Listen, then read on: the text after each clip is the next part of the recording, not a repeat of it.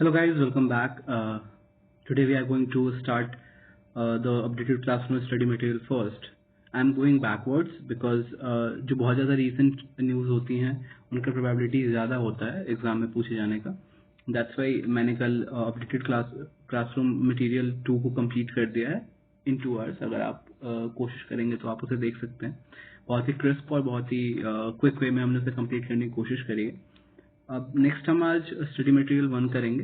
इसको भी 2 पार्ट में मैं रिलीज करूंगा. पहला है कि पहले में हम इकोनॉमी, पॉलिटी और आईआर पढ़ेंगे.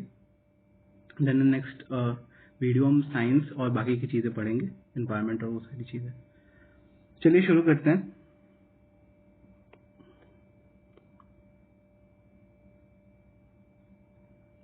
सबसे पहले यूनिफॉर्म सिविल कोड की बात आती है. अभी रिसेंटली उत्तराखंड ने अभी रिलीज करी है uniform civil code. That's why ये न्यूज़ में थी. और कुछ जुडिशियल प्रोनाउंसमेंट्स हैं, ये आती नहीं है बट हमें देखना होगा. शाहबानो केस, सरला मुद्गल केस, इनमें urgency of UCC supreme court ने हाईलाइट करने की कोशिश करी. अभी currently Hindu personal law 4 legislation में इनकोडेड है. Hindu marriage act, Hindu succession act and Hindu minority and guardianship act 1956 and Hindu adoption and maintenance act. और इसमें टर्म जो हिंदू है उसमें सिख, जैन और बुद्धिस्ट भी इसमें शामिल है. मुस्लिम पर्सनल लॉ के भी 2 लॉ हैं, शरीयत एप्लीकेशन एक्ट 1937 और dissolution of Muslim marriage act 1939. कुछ सेक्युलर लॉज हैं, जो स्पेशल मैरिज एक्ट है 1954 का. वो सेक्युलर है क्योंकि उसमें इंटर रिलीजनल मैरिज हो सकते हैं और उन्हें अप्रूव किया जा सकता है. 6 शेड्यूल की बात कर रहे हैं क्योंकि लद्दाख के लोग इसके लिए प्रोटेस्ट कर रहे हैं. अभी सोनम वांगचुक का भी बहुत ज्यादा प्रोटेस्ट चला था लंबे दिनों तक. वो भी डिमांड कर रहे थे कि हमें 6 शेड्यूल में रिकॉग्निशन मिल जाए.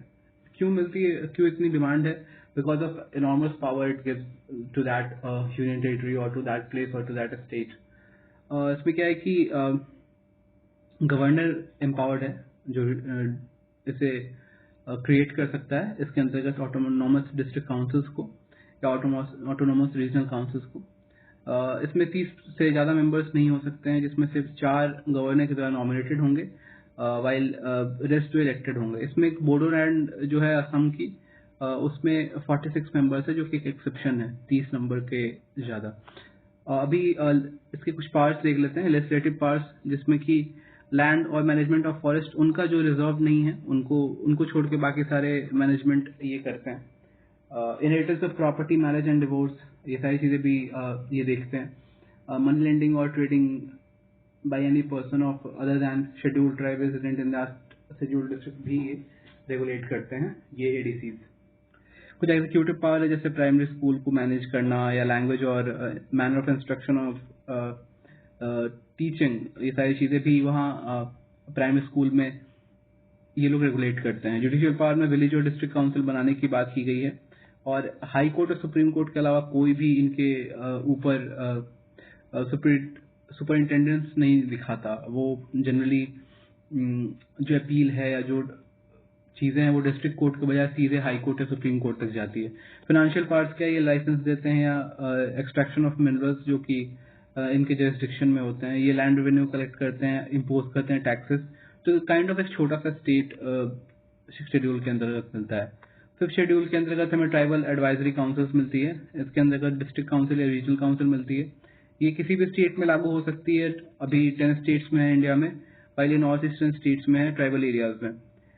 टीएसी में इसमें लिमिटेड पावर्स हैं, जो कि केवल एग्जीक्यूटिव पावर्स पे फोकस रहता है. यहाँ पे सारी पावर्स हैं इनके पास. ये सेल्फ गवर्नेंस के लिए, ये प्रोटेक्शन ऑफ ट्राइबल राइट्स के लिए. इसमें पैसा लग सकता है, इसमें नहीं लगता. माइनॉरिटी एजुकेशन इंस्टीट्यूशन की बात करते हैं. इनका आर्टिकल 30 क्लॉज 1 में मेंशन है. इनके लिए राइट उन माइनॉरिटीज को जिनका लिंग्विस्टिक और रिलीजियस फोरा है. ठीक है. इनको गवर्न करने के लिए national commission for minority education institution act आया, NCMEIA 2004 में, जिसके अंतर्गत ये एक क्वासी जुडिशियल बॉडी बनाई गई जो सिविल कोर्ट की तरह बिहेव करती है और इनके जो क्वेश्चंस होते हैं माइनॉरिटी इंस्टीट्यूशन के, उनके स्टेटस पे सारी चीज़ों पे बात करती है. अब इंडिया में 6 माइनॉरिटी कम्युनिटीज हैं. कैसे याद करें? हिंदू के अलावा सारी कम्युनिटीज माइनॉरिटी हैं. ये माइनॉरिटी कम्युनिटी डिफाइंड नहीं है कॉन्स्टिट्यूशन में. कुछ एक्स्ट्रा प्रिविलेजेस जो मिलती हैं इनको, जैसे कि इनके अगर लैंड को एक्वायर किया जाएगा तो ड्यू कंपनसेशन दी जाएगी इनको। इनकी जो रिजर्वेशन पॉलिसी है वो ये नहीं लागू करेंगे इंडिया की रिजर्वेशन पॉलिसी, और राइट टू एजुकेशन एक्ट भी इन पे नहीं लगता। पैनल ऑफ वाइस चेयरपर्सन अभी इलेक्ट किए गए हैं राज्यसभा में। अभी कौन है, जब ये एब्सेंट होते हैं हमारे जो चेयरमैन है, ये जो वीपी हैं, वो जब एब्सेंट होते हैं तो उनके केस में ये लोग प्रिसाइड करते हैं, लेकिन वैकेंसी के केस में जो प्रेसिडेंट अपॉइंट करेंगे वो करेगा। ये एब्सेंसी में केवल काम करते हैं। मोशन ऑफ थैंक्स क्या है, ये आर्टिकल 87 में कॉन्स्टिट्यूशन रिक्वायर करता है कि प्रेसिडेंट को एड्रेस करना है पार्लियामेंट को during first session of each year and first session after each general election to the House of People. और ये दोनों हाउस में अडॉप्ट होना चाहिए, तो कुछ अमेंडमेंट के साथ भी अडॉप्ट हो सकता है। मिनिस्टर विदाउट पोर्टफोलियो भी गवर्नमेंट रूल्स एंड बिजनेस में है, government of India allocation to business 1961 के अंतर्गत है उन रूल्स में। और इनमें इनको स्पेसिफाइड बिजनेस दी जा सकती है या नहीं भी दी जा सकती है, दोनों काम में ये होते हैं। लेकिन इनको कोई पोर्टफोलियो नहीं मिलेगा, लेकिन इनको बहुत सारे प्रीरिक्विजिट्स या प्रिविलेजेस मिनिस्टर के मिलते हैं। इनको सैलरी जनरली एमपी के तौर पे मिलता है, मिनिस्टर के तौर पे नहीं मिलता है। अभी होम मिनिस्ट्री ने बहुत सारे, home ministry ministry of defence ने बहुत सारे कैंटोनमेंट्स को डिनोटिफाई कर दिया है, और अब वो स्टेट के लोकल बॉडीज में मर्ज हो जाएंगे। कैंटोनमेंट वो एरियाज है जहाँ पे मिलिट्री ट्रूप्स गैरिसन होती हैं। और सबसे पहले ईस्ट इंडिया कंपनी ने बैटल ऑफ प्लासी 1757 के बाद बैरकपुर कलकत्ता को पहला कैंटोनमेंट डिक्लेयर किया था 1765 में। अभी इंडिया में 62 कैंटोनमेंट्स हैं। सुप्रीम कोर्ट का 75 साल हो गया 28 जनवरी को, ठीक है। तो कुछ इनिशिएटिव्स लॉन्च किए गए, जैसे ई कोर्ट प्रोजेक्ट के अंतर्गत डिजिटल कोर्ट्स 2.0 और डिजिटल सुप्रीम कोर्ट रिपोर्ट्स, सारी चीजें लॉन्च की गई, ठीक है। अभी इनका नंबर 34 है।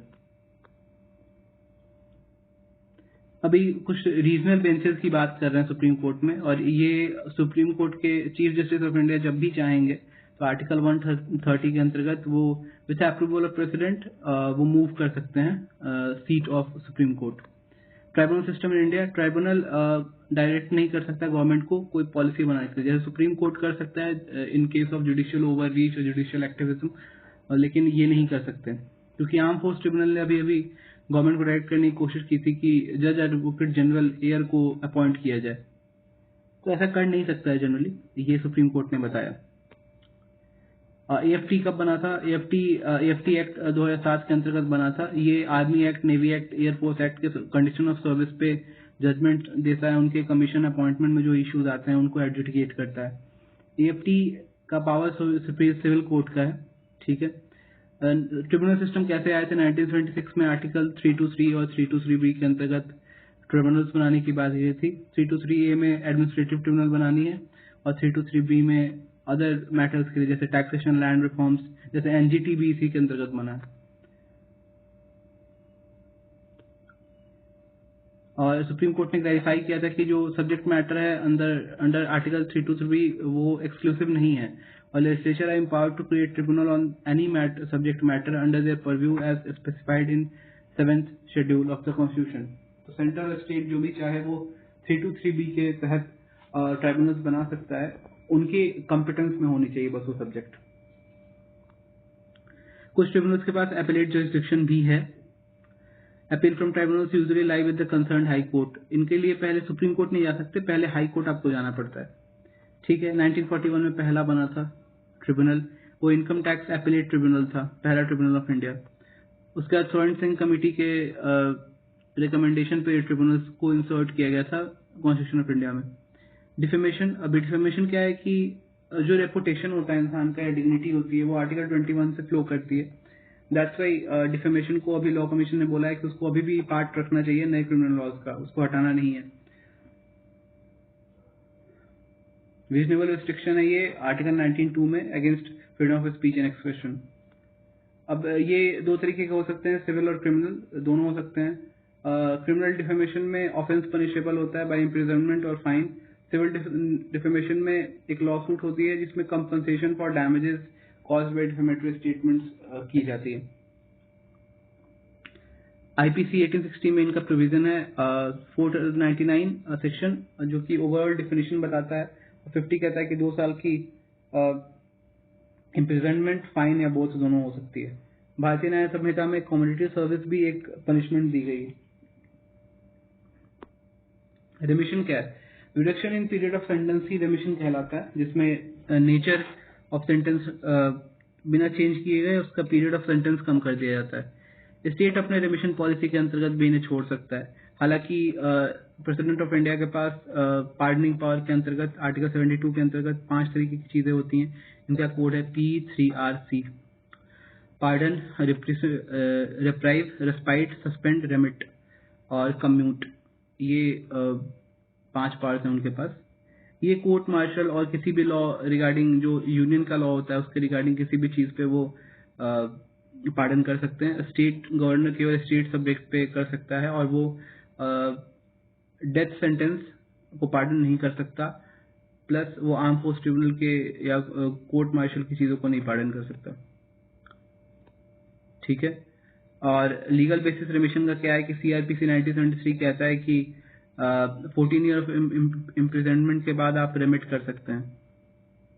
एडवोकेट ऑन रिकॉर्ड की बात करते हैं। एडवोकेट ऑन रिकॉर्ड वो एडवोकेट होते हैं जो कि इंटाइटल्ड होते हैं प्लीड करने के लिए जजेस के सामने, और कोई भी एडवोकेट उनके अलावा नहीं प्लीड कर सकता जब तक उसे परमिट नहीं मिलेगा या वो एडवोकेट ऑन रिकॉर्ड के द्वारा कहा नहीं जाएगा। और इन्हीं में से चीफ सीनियर एडवोकेट्स का दर्जा मिलता है एडवोकेट ऑन रिकॉर्ड्स में से। बेल क्या होता है कि किसी पर्सन को रिलीज करना, किसी एक्यूज को रिलीज करना किसी ऑफेंस के लिए। बेल 3-4 तरीके की होती है। इंटरिम बेल होती है जो कि शॉर्ट टाइम के लिए ग्रांट की जाती है जब तक हियरिंग होती है उसके पहले तक। रेगुलर बेल क्या है कि उसे जो अरेस्ट किया गया उसे बाहर छोड़ देने के लिए रेगुलर बेल दी जाती है। एंटिसिपेटरी बेल क्या है कि अगर आपको फियर है अरेस्ट का उसके पहले ही आप ले लीजिए। डिफॉल्ट बेल क्या है कि ये आर्टिकल 167(2) ऑफ सीआरपीसी के अंतर्गत है। ये अगर आपको इनऑर्डिनरी डिलेज हो रही है इन्वेस्टिगेशन कंप्लीट करने में तो आपको पहले ही छोड़ दिया जाए अगर वो बहुत ज्यादा डिले हो गई है तो। फर्स्ट टाइम ऑफेंडर्स को 1/3 of maximum period of imprisonment के बाद बेल दी जानी चाहिए, ऐसा कहा गया है भारतीय न्याय सुरक्षा संहिता में। इलेक्टोरल बॉन्ड स्कीम को सुप्रीम कोर्ट ने अभी वॉश कर दिया। एक तरीके का प्रॉमिसरी नोट है नॉन रिफंडेबल बेसिस पे, केवल ऑथराइज ब्रांचेस से ही ये रिलीज किया जा सकता है, वहां पे खरीदा जा सकता है। इसको यूनिक अल्फान्यूमेरिक नंबर होती है जो कि अल्ट्रावायलेट रे के अंतर्गत पढ़ी जा सकती है। केवल रजिस्टर्ड पॉलिटिकल पार्टीज का फायदा ले सकते हैं जिनका 1% ऑफ वोट मिला था लास्ट जनरल इलेक्शन में। कॉर्पोरेट फंडिंग के लिए कोई कैप नहीं है अब इंडिया में, कितना भी आप कर सकते हैं। कोई भी कंपनी जो इंडिया में इनकॉर्पोरेटेड है, बेसिकली वो इंडिया में इनकॉर्पोरेट होनी चाहिए, वो कंट्रीब्यूट कर सकती है इलेक्टोरल बॉन्ड को। बाहर की कंट्री की कोई कंपनी नहीं कर सकती है। डोनेशन अगर 2000 से ज्यादा हो जाएगा तो उसे चेक, बैंक ड्राफ्ट या इलेक्ट्रॉनिक क्लियरिंग सिस्टम के द्वारा ही ली जा सकती है। पार्टी को रिकॉर्ड देने की कोई जरूरत नहीं है इसके अंतर्गत। इनकम टैक्स डिपार्टमेंट ने अभी किसी एक पार्टी से कही कि 210 करोड़ की पेनाल्टी आप दीजिए। आपको भी पता है और हमें भी पता है कौन सी पार्टी थी वो। और इसके अंतर्गत क्या है कि आईटी एक्ट के अंतर्गत जो पॉलिटिकल पार्टीज हैं उनको एग्जेम्पशन मिला हुआ है, लेकिन एक कुछ कंडीशन है कि इतने लिमिट से ज्यादा आप नहीं ले सकते हैं पैसे। तो अब उस पॉलिटिकल पार्टी ने उस लिमिट को ब्रीच किया है, इसलिए अब उससे ज्यादा के होने के कारण उन पे इनकम टैक्स की पेनाल्टी लगी है 210 करोड़ की। म्युनिसिपल इलेक्शन में चंडीगढ़ मेयर इलेक्शन में सुप्रीम कोर्ट ने अपनी कंप्लीट जस्टिस आर्टिकल 142 को यूज करके उसके इलेक्शन को नलिफाई कर दिया है। उसके कारण दोबारा से इलेक्शन होगी वहां पे। बस यही जानना था, तो और कुछ खास बात नहीं है। म्युनिसिपल कॉर्पोरेशन में 3 अथॉरिटी होते हैं, एक काउंसिल होता है, एक स्टैंडिंग कमेटी होती है और एक कमिश्नर होता है। काउंसिल में सारे काउंसिलर्स होते हैं मेयर के द्वारा हेडेड और उनसे नीचे डेप्यूटी मेयर। और मेयर एक ऑर्नामेंटल फिगर है, उसे फर्स्ट सिटीजन ऑफ सिटी कहते हैं। और जो स्टैंडिंग कमेटी जो क्रिएट करती है वो फैसिलिटेट करती है वर्किंग ऑफ काउंसिल को। म्युनिसिपल कमिश्नर जनरली इम्प्लीमेंट करता है उनके डिसीजंस को। इंडिया में commissioner as chief executive model है, जबकि बाहर के कंट्रीज में directly elected executive mayor model होता है। Model of code of conduct का पहली बार केरला में आया था, केरला असेंबली इलेक्शंस में 1960 में। दैट इज बहुत पुराना है। और ये कुछ गाइडलाइंस हैं जो कि कंडक्ट ऑफ पॉलिटिकल पार्टी को गवर्न करती हैं। आर्टिकल 324 से फ्लो करती हैं ये। और ये कब से आती हैं? Operational from the date that the election schedule is announce. जिस दिन अनाउंस हो जाता है उसी दिन से ऑपरेशनल हो जाती हैं till the results are released. ये लॉ के द्वारा इन्फोर्सेबल नहीं है। एमसीसी के अंदर क्या क्या चीजें हो सकती हैं, होनी चाहिए? फाइनेंशियल ग्रांट नहीं होगी किसी भी स्टेट या खासकर किसी बॉडी को, और गवर्नमेंट कोई नए प्रोजेक्ट नहीं लॉन्च कर सकता है, कोई प्रॉमिस नहीं कर सकता है, कोई एड हॉक अपॉइंटमेंट नहीं कर सकता, गवर्नमेंट रिसोर्सेज को यूज नहीं कर सकता। Recognise registered unrecognise political party की बात कर लेते हैं। इनके लिए नई rule of allocation of symbol आई है, जिसमें अगर आप तब आपको मिलेगी सिंबल जब आप अकाउंट का ऑडिटेड रिपोर्ट देंगे पिछले 3 फाइनेंशियल ईयर का, और एक्सपेंडिचर स्टेटमेंट देंगे पिछले 2 इलेक्शंस का। ये वो पार्टीज हैं जिन्होंने इनफ परसेंटेज ऑफ वोट नहीं सिक्योर किया था लास्ट जनरल इलेक्शन में to become a state party और नेशनल पार्टी, बट ये रजिस्टर्ड है with election commission of India under election symbol reservation and allotment order. Internally displaced person, जो internally migrate कर जब लोग हैं बिकॉज ऑफ एनी कैलामिटी और बिकॉज ऑफ एनी एक्सोडस, तो वो लोग के लिए अलग अलग रिलीफ कैंप्स में वोट करने की व्यवस्था की गई है। इंडराइवल इंक जो वोटर्स इंक है उसको Mysore paint and varnish limited बनाता है, वो सोल मैन्युफैक्चरर है। इस बार बहुत ज्यादा ऑर्डर दी गई थी। Under rule 49K of conduct of election rule 1961 के अंतर्गत वो बनाता है और वही इंक पुट की जाती है। इसमें सिल्वर नाइट्रेट होता है, जैसे ही वो UV rays of sunlight react करता है तो वो और डार्क हो जाता है, वो किसी भी चीज से नहीं छुड़ाया जा सकता। नॉमिनेशन फाइल किए जाते हैं section 33 of representation of people act 1951 के अंतर्गत। ये date for filing nomination election commission decide करता है। कैंडिडेट और उसके प्रपोजर्स डिलीवर करेंगे nomination paper to returning officer और to the assistant RO. Okay, एक प्रपोजर रिकॉग्नाइज्ड पॉलिटिकल पार्टी से होना चाहिए। 10 प्रपोजर नीडेड हैं इंडिपेंडेंट कैंडिडेट और candidate from registered unrecognised political party. Maximum 4 nomination paper file किए जा सकते हैं bye candidate on his behalf for constituency. ये हॉलीडे पे फाइल नहीं हो सकता। पोस्टल बैलेट की बात की जाएगी। ये सर्विस वोटर्स, एब्सेंटी वोटर्स या वोटर्स ऑन इलेक्शन ड्यूटी के लिए ये लागू होता है। इसका पेपर अलग होता है और ये उन्हीं के लिए मूवेबल पोस्टल बैलेट है, मतलब वो अपने वोट कास्ट कर सकते हैं थ्रू पोस्ट। लेजिस्लेशंस की बात कर लेते हैं। अभी सिटीजनशिप रूल 2009 और सीए अमेंडमेंट 2019 के अंतर्गत जो रूल्स थे उन्होंने उसे मिनिस्ट्री ऑफ होम अफेयर्स ने रिलीज किया है। ये आर्टिकल 11 ऑफ कॉन्स्टिट्यूशन के अंतर्गत इन्होंने बनाया है। इसके अंतर्गत जो इलीगल माइग्रेंट्स हैं जो केवल 4 कंडीशंस, जो बिलो के 4 कंडीशंस को फुलफिल करते हैं, तो उनको इलीगल माइग्रेंट नहीं माना जाएगा। अगर वो हिंदू हैं, सिख है, बुद्धिस्ट है, जैन और पारसी और क्रिश्चियंस हैं और वो अफगानिस्तान, बांग्लादेश और पाकिस्तान से हैं, उन्होंने दिसंबर 31, 2014 से पहले भारत में शरण ली थी और वो किसी सर्टेन ट्राइबल एरियाज में नहीं है, तो जनरली कौन 6 शेड्यूल के area that is AMTM, Assam, Meghalaya, Tripura and Mizoram, और इनर लाइन परमिट वाले अरुणाचल प्रदेश, मिजोरम एंड नागालैंड। इसमें पीरियड ऑफ नेचुरलाइजेशन को कम किया गया है, 11 साल से 5 साल कर दिया गया।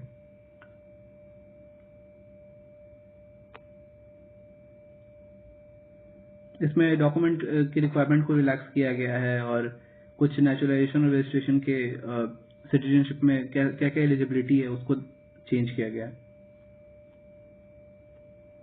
एपिडेमिक डिजीज एक्ट 1897 की बात की जाएगी। इसमें लॉ कमीशन ने कुछ बताया कि इसमें कुछ चेंजेस करने हैं बिकॉज एपिडेमिक और इन्फेक्शियस डिजीज उसमें डिफाइंड नहीं है और एक्सेसिव गवर्नमेंट पावर दे देता है ये लॉ गवर्नमेंट को, जिसके कारण अब्यूज हो सकता है। International health regulation the world health assembly के द्वारा 1969 में अडॉप्ट किया गया था।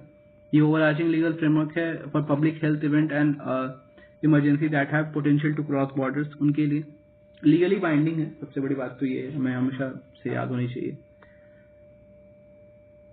ये ED एक्ट जो है, ये बुबोनिक प्लेग जब बॉम्बे में आई थी 1897 में, तब ये इनैक्ट की गई थी लॉर्ड एल्गिन II के द्वारा।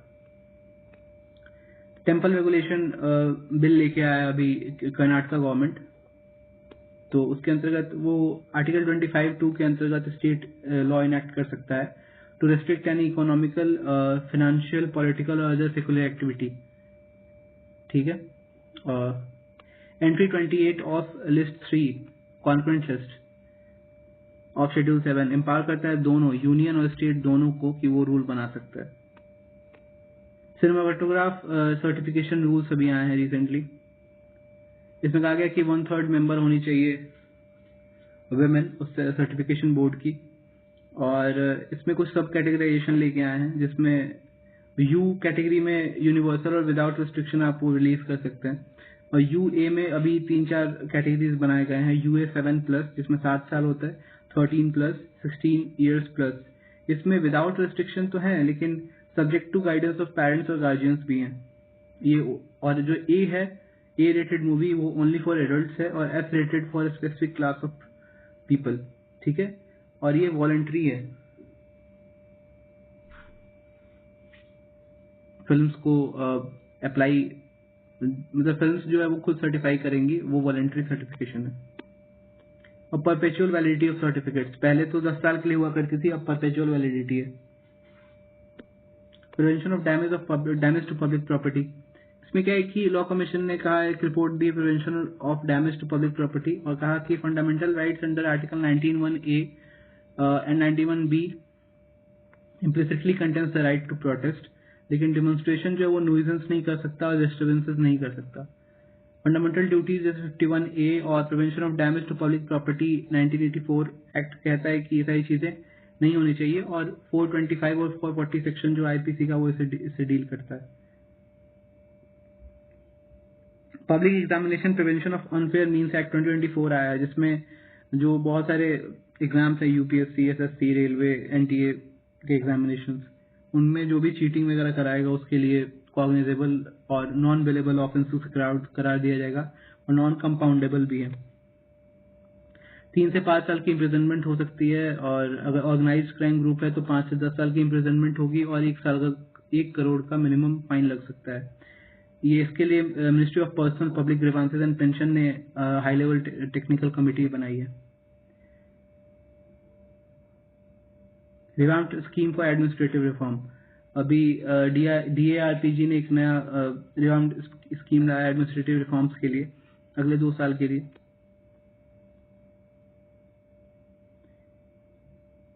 इसमें सीपी ग्राम्स की बात की गई है। सीपी ग्राम्स डीआरपीजी ने ही लॉन्च किया 2007 में। ये ऑनलाइन प्लेटफॉर्म है जहाँ पे 24/7 अपने प्रॉब्लम्स को लॉन्च कर सकते हैं। ये सारे मिनिस्ट्री डिपार्टमेंट को कनेक्ट करता है। इसमें कौन कौन से इशू नहीं लिए जा सकते, जैसे RTI matter, court related matter, religious matters इसमें नहीं लिए जा सकते। और डीएआरपीजी ने सेवोत्तम मॉडल भी लॉन्च किया है, जिसमें सेवोत्तम में 3 कॉम्पोनेंट्स हैं: citizen charter, grievance reduce mechanism, service delivery capability.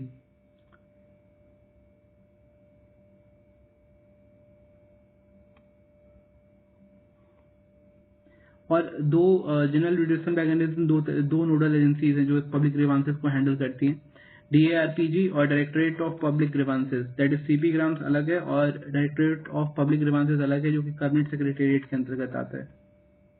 Social audit advisory board, साब क्या है ये?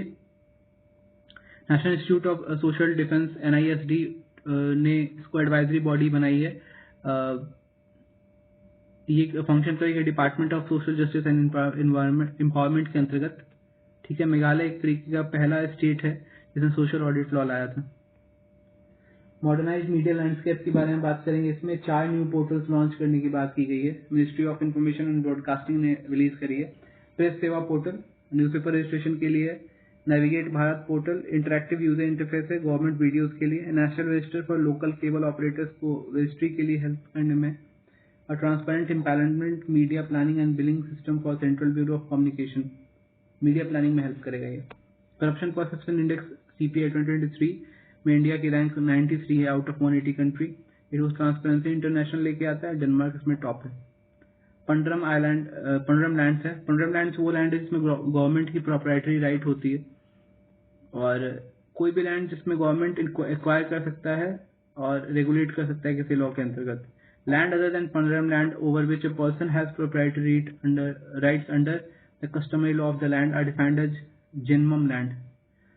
पंडरम लैंड गवर्नमेंट का और जन्मम लैंड इंडिविजुअल का। नीति for states platform, NITI Aayog ने नीति फॉर स्टेट प्लेटफॉर्म लॉन्च किया है, जिसमें वो 22 मेजर इंडियन लैंग्वेजेस और 7 फॉरेन लैंग्वेज में रिलीज की गई है। ये सेंट्रलाइज्ड रिपोजिटरी है वैल्यूएबल रिसोर्सेज की। पीआईबी ने फैक्ट चेक यूनिट अभी लाया है। Ministry of information and broadcasting ने PIB fact check unit establish करी है अभी। ये इंफॉर्मेशन टेक्नोलॉजी रूल्स 2021 के अंतर्गत लागू किया गया है। ठीक है। पीआईबी नोडल एजेंसी है जो डिसेमिनेट करती है information of government policies, programme, initiative and achievement. Prasar Bharati shared audio visual for broadcast and dissemination, PB Shabd. ये आकाशवाणी न्यूज के लिए और डीडी न्यूज के लिए वेबसाइट लॉन्च की गई है, पीबी शब्द। ये न्यूज शेयरिंग सर्विस है फ्रॉम प्रसार भारती। ये डेली न्यूज फीड वगैरह आपको डिसेमिनेट करेगा।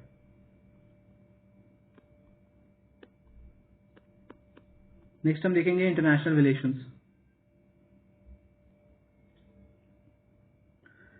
इंटरनेशनल रिलेशन में हम देखेंगे कि सबसे पहले मल्टीलैटरल ऑर्गेनाइजेशन की बात करेंगे, क्वाड के बारे में बात करते हैं। क्वाड ने US, Australia, India, Japan cooperation को स्ट्रेंथन करने के लिए एक एक्ट पास किया है। ये बेसिकली फोकस्ड इंडो पैसिफिक पे। क्या क्या इनिशिएटिव है वो थोड़ा याद रखना होगा। Quad debt management resource portal है, क्वाड इन्वेस्टर नेटवर्क है और क्यू चैम्प है। Quad climate change adaptation and mitigation package.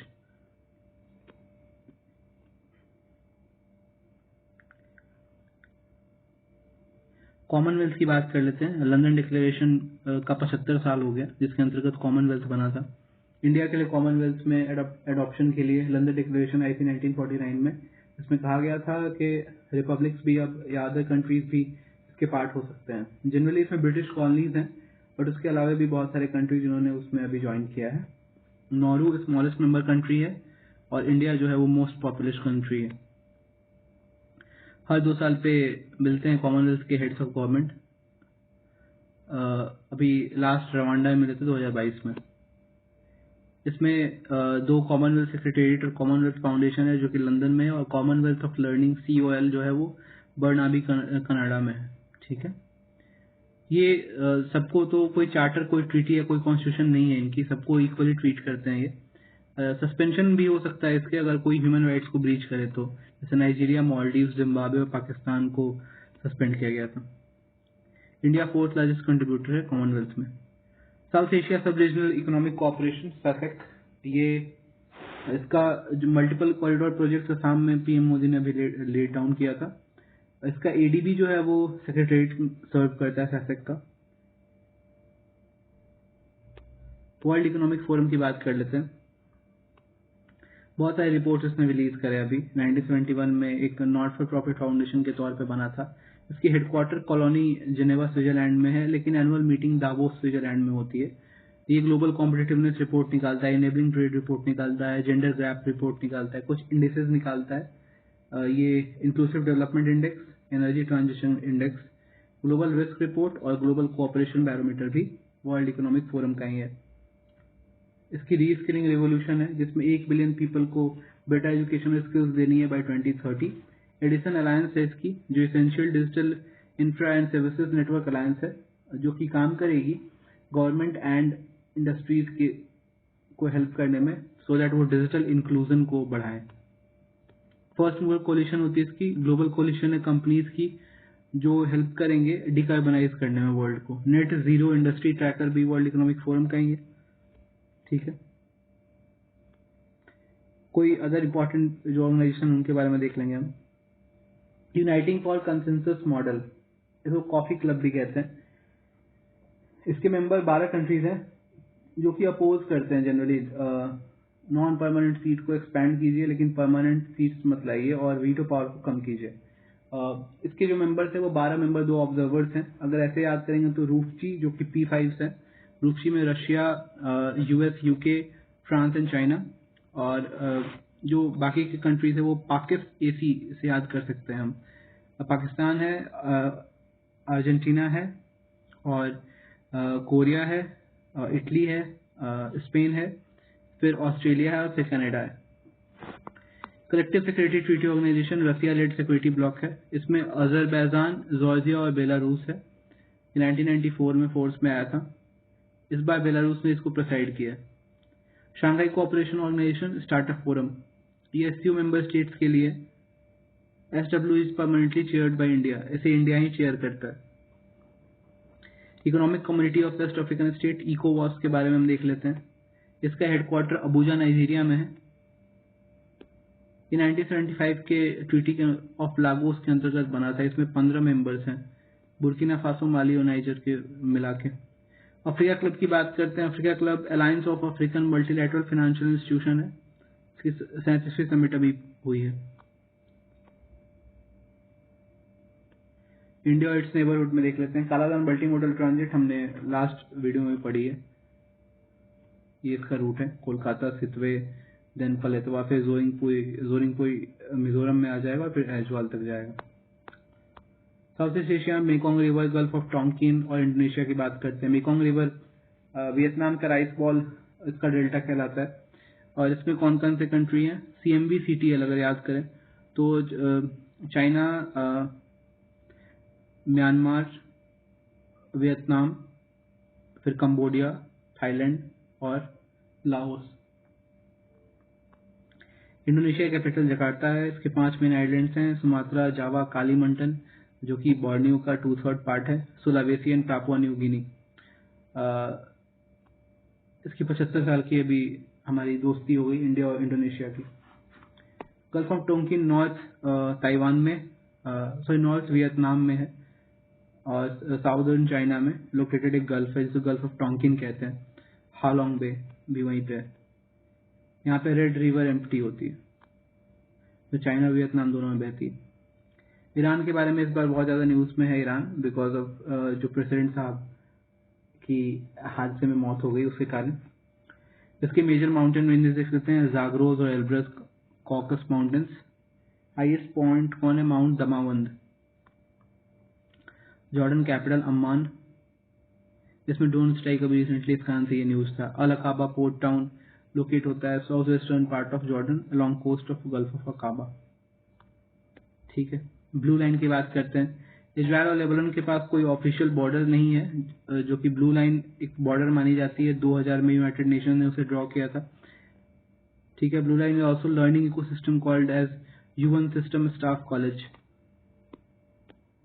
अब निकारागुआ अभी निकारागुआ बाउंड प्लेन इंडियंस की गई, उसको फ्रांस में ग्राउंड करना पड़ा था because of human trafficking concerns. अब यहाँ पे जो ये लैटिन अमेरिकन स्टेट्स हैं उनका एक कोड है, gorillas big eat hot dogs not cold pizza. Gorillas for Guatemala, big for Belize, eat for El Salvador, H for Honduras, N for Nicaragua, C for Costa Rica and pizza for Panama. Chile Santiago इसका capital है। इसकी border जो है Peru, Bolivia, Argentina है। Water bodies Pacific Ocean west में है। Mountains range Andes है और highest peak Ojos del Salado है।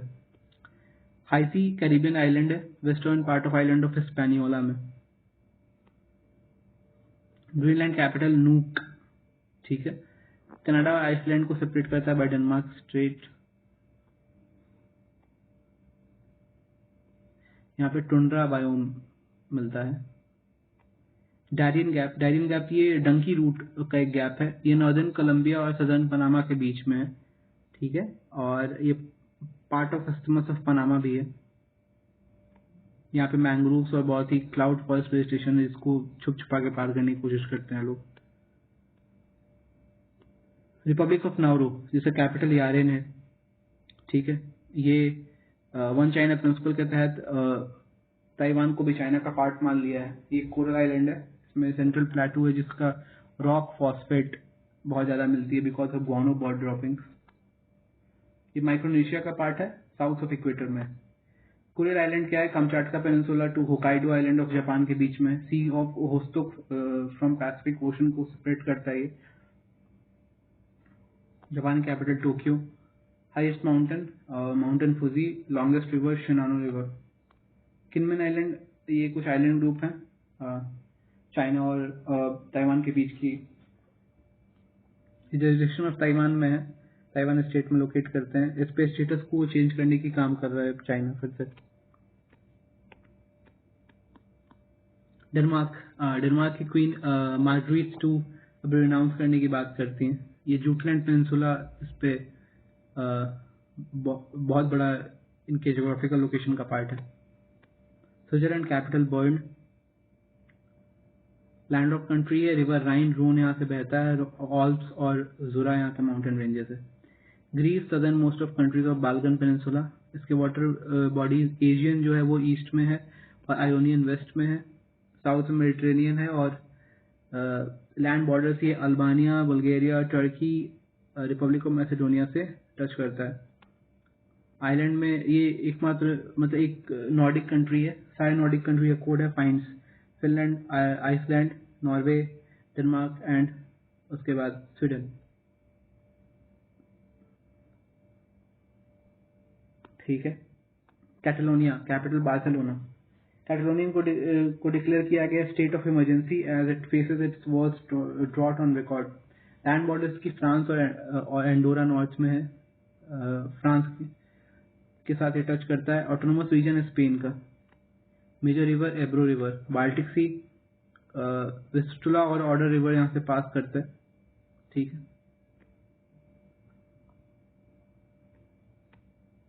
उस्ट-लुगा पोर्ट है यहाँ पे, गैस टर्मिनल बाल्टिक पोर्ट में, उस्ट-लुगा।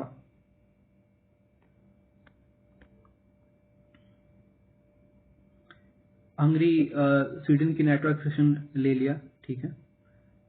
और यहाँ पे नॉर्थ वेस्ट में great Alfold, south west to north east ये अरेंज्ड है। लैंड ऑफ कंट्री है सेंट्रल यूरोप की। स्वीडन की कंटेक्स्ट अभी क्या है कि Sweden North Atlantic Treaty Organisation join करना चाहता है।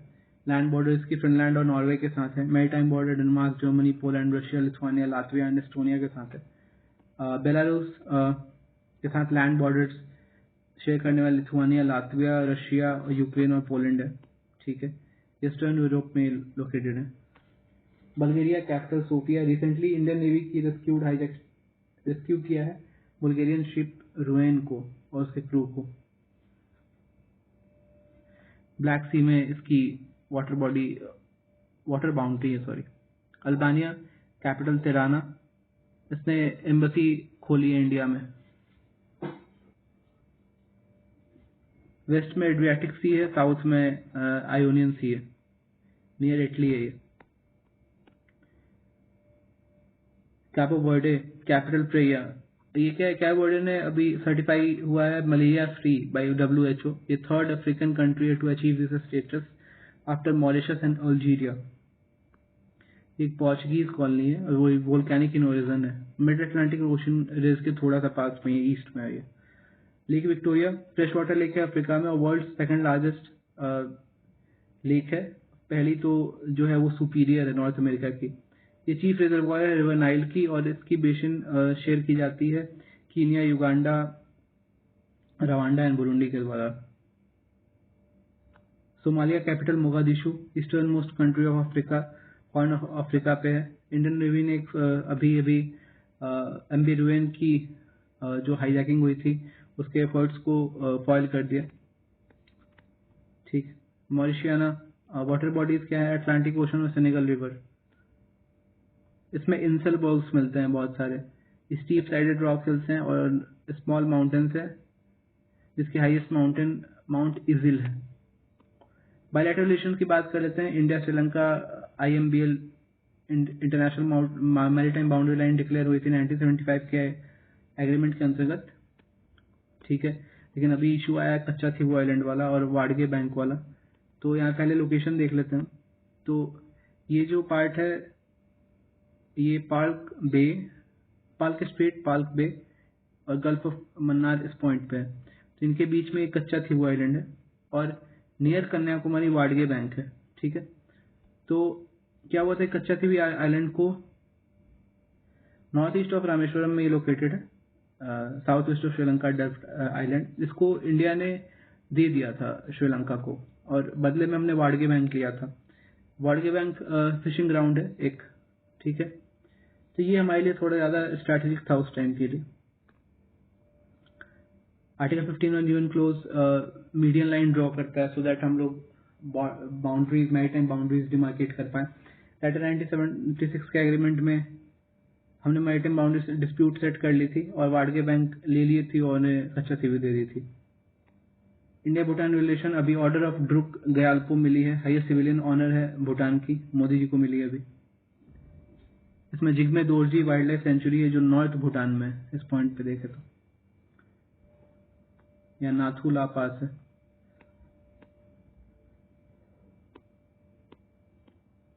गेलेफू माइंडफुलनेस सिटी खोलना चाहता है ये असम के साथ। हम लोग प्रोजेक्ट दंतक के तौर पे भूटान की मेजॉरिटी ऑफ रोड्स बनाए हैं, project Dantak. India Russia relation protocol on consultation during the external affairs ministry official visit to Russia sign हुआ है अभी। 2+2 डायलॉग के अंतर्गत ये चीज साइन हुई है। हमारा मेजर डिफेंस आइटम सप्लायर है ये। इंदिरा इसके साथ हम बायलैटरल एक्सरसाइज करते हैं। स्पेस कोऑपरेशन में जो गगनयान भेजना है उसमें भी हमें हेल्प करेगा। कुडनकुलम न्यूक्लियर पावर प्लांट है वो भी हमें, ये तमिलनाडु में, इसमें हेल्प करी थी इसने। 19 summit of non element movement हुआ है कंपाला युगांडा में। कंपाला डिक्लेरेशन इसके थ्रू रिलीज किया गया है। साउथ सूडान जो है वो सबसे नया मेंबर बना है, 121st मेंबर बना है। नॉन एलाइनमेंट मूवमेंट जो है वो बांडुंग इंडोनेशिया 1955 से इसका ओरिजिन है। उस समय 5 कंट्री इसमें शामिल थी जो इसे बनाई। उसका अगर कोड हमें याद रखना होगा तो हम लिखेंगे इजिप्टाई, इजिप्ट लिख के 2 आई लिखेंगे और पी और टी काट देंगे। ई फॉर इजिप्ट और G for Ghana, Y for Yugoslavia और I for India, I for Indonesia. ये 5 कंट्री के जो हेड्स थे उसमें मिलके इस चीज को बनाए थे। नाम की पहली कॉन्फ्रेंस बेलग्रेड कॉन्फ्रेंस में थी 1961 में। हाई प्रिंसिपल ऑफ कॉन्शील पे काम करता है। जिनोसाइड कन्वेंशन क्या है कि south Africa versus Israel case हुआ है इंटरनेशनल कोर्ट ऑफ जस्टिस में, जिसमें इजराइल को दोषी ठहराने की कोशिश की गई है। जो गाजा वायोलेशंस हो रहे हैं या गाजा में जो गाजा की तरफ से जो अटैक हुआ था उसकी रिटेलिएशन हो रही है, जो भी हम कह लें। Officially known as convention on prevention and punishment of the crime of genocide 1948। ये पहली ह्यूमन राइट्स ट्रीटी है जो कि यूएन जनरल असेंबली के अंतर्गत साइन की गई थी। 2 चीजें अब हम देखेंगे, आईसीजे और आईसीसी। आईसीजे क्या है? प्रिंसिपल जुडिशियल ऑर्गन है यूनाइटेड नेशन का, जो कि यूनाइटेड नेशन से बाहर लोकेटेड है, न्यूयॉर्क से बाहर, खासकर पीस पैलेस इन हेग नीदरलैंड में लोकेटेड है। और जजमेंट जो होता है वो बाइंडिंग होता है और इसमें कोई अपील नहीं हो सकता। इसके 15 जजेस हैं अभी। ऑफिशियल लैंग्वेज इंग्लिश और फ्रेंच है। केवल स्टेट्स एलिजिबल है to appear before the court, ठीक है, कंटेंशियस इश्यूज में। अब international court of criminal court की बात करते हैं हम। ये रोम स्टैट्यूट के द्वारा बना हुआ था 1998 में। इंडिया इसका मेंबर नहीं है। जो भी कंट्री पार्टी हैं रोम स्टैट्यूट के वही इसके मेंबर्स हैं। हेग नीदरलैंड्स का हेडक्वार्टर है और ये इंडिविजुअल्स को भी ट्राई कर सकता है apart from states. ICJ hears dispute between nations over matters of law, while unlike the International Criminal Court, which holds individual criminally responsible for offenses and crimes against humanity. इसने Russia के Putin जी को भी अभी genocide के लिए responsible ठहराया था ICC ने। समिट फॉर डेमोक्रेसी ये इंपॉर्टेंट प्लेटफॉर्म है जिसे यूएस ने स्टार्ट करी थी 2021 में। इसमें अभी इंडिया ने पार्टिसिपेट किया है। मिशन एस्पाइड्स, ये मिशन एस्पाइड्स क्या है? ये रेड सी में जो ईरान बैक्ड हूथी अटैक हो रहे थे उससे बचाने के लिए यूरोपियन यूनियन ने लॉन्च किया था। ये बाबल मंडेब स्ट्रेट ऑफ हॉर्मुज में काम करेगा।